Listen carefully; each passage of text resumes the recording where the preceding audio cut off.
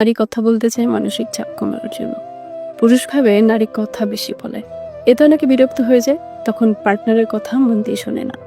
আবার কেউ কেউ মনে করে নারী কোনো অভিযোগ দিচ্ছে মানে সমস্যার সমাধান দিতে হবে, তবেই সেটা সহানুভূতি প্রকাশের সেরা উপায়। কিন্তু অনেক সময় নারীরা কোনো সমাধান চায় না, শুধু অনুভূতি ভাগাভাগি করতে চায়, বরং সমাধান দিতে গেলেই হিতে বিপরীত হয়ে যায়।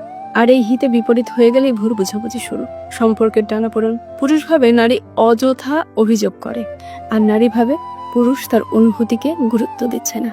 তাহলে সমাধানটা কি? পুরুষকে বোঝা দরকার সব কথা শুধু সমাধানের জন্য নয়, অনুভূতি বোঝার জন্য শোনা দরকার। শুধু বলুন হ্যাঁ বুঝতে পেরেছি, অনেক সময় এটুকুই যথেষ্ট। নারীদেরকে বলবো তাদেরও বোঝা দরকার পুরুষদের সাথে কথা বলার সময় একটু দিক নির্দেশনা দেওয়া উচিত। তাদেরকে বলা যায় যে আমি আসলে শুধু তোমার সাথে শেয়ার করছি, এর বেশি কিছু নয়। একজন শুনতে শিখলে আর একজন বুঝতে শিখলে সংসারের ভুল বোঝাবুঝিগুলো সহজেই কেটে যায়। আফটার অল সম্পর্ক টিকে থাকে বোঝাপড়া, বিতর্কে তো নয়।